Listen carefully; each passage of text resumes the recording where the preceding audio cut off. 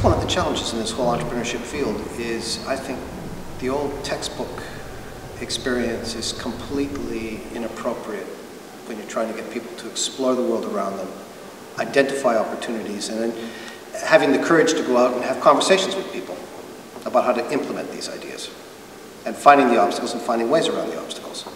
Don't appear like you're just chasing any idea. I think the key message of my keynote speech was the link between the opportunity and you has got to be a very strong story. And you don't say things like, I want to be rich, I want to be CEO, I think I can raise a lot of money, I think I can make a lot of money. You need to actually discover what goes beating on here, that this is a thing that is not work to me, this is a passion that I really want to pursue. I think I've got some special experiences, skills, or networks to leverage and create starting points for myself on this. And I need to convince myself about doing this. And when all those things start to align and you start to see people's eyes light up and you go, wow, this is somebody who's backable and critically open-minded. Because people are going to say, well, you're not doing it the kind of right way. If I were you, I would tend to turn it into a different direction. And this is where I think the reality of business planning is it's a very flexible document. It has to be. You never, ever execute plan A. It's plan B, C, D, E, F, or G.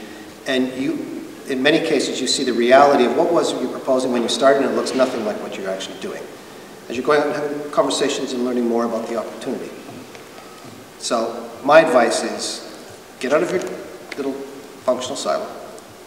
Go visit galleries, travel, speak to people from different backgrounds, be very observant, keep your eyes open everywhere, and follow your instinct, because your gut actually tells you gives you some pretty strong signals that you ignore. If you get something in your head and you can't get it out, it's probably an idea worth exploring. And I guess the other practical challenge, I think students, when I look at their resumes today, have traveled more, they're hugely successful in school, and when you actually sit down and ask, what didn't go right for you? Where did you screw up? What were the failures? They don't like talking about that. And it kind of gets people very nervous. And this is one of the things that it's a given when you're going to start a venture, is something is going to go wrong. And how are you going to react to that? I think, probably this applies to other Scandinavian countries, but I think in the Finnish context, I think we provide too much financial outside support to entrepreneurs early on. We encourage them to use consultants, which I think in the early stages is kind of misplaced. I'd rather have the students do the exploration and convince themselves this is something they want to spend their time doing on. And then, having done that, they're in a better position to actually task a consultant and say, I have a problem, can you fix that specific problem? So I think the missing bit is this intuitive exploration process, because the first thing you need to do is sell yourself. If you don't sell yourself, you're not going to sell anybody. And it's as simple as that. And I think the only way you get people to sell themselves is say, that's an interesting story. What can we do to de-risk it? And what do you propose? And here's some support. You're going to go back and do it. And then you can come back and convince us that you're worth supporting some more.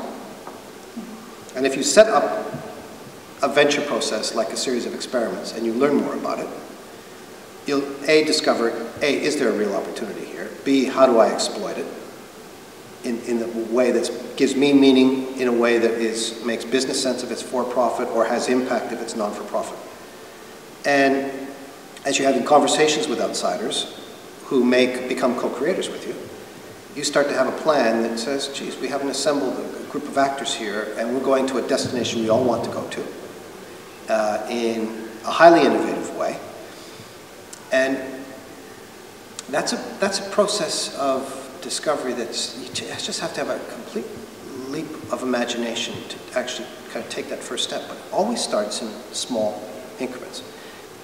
So taking a little bit of time or a little bit of money and saying, what's a major thing I need to find out about to de-risk this in my own mind and in outsiders' minds?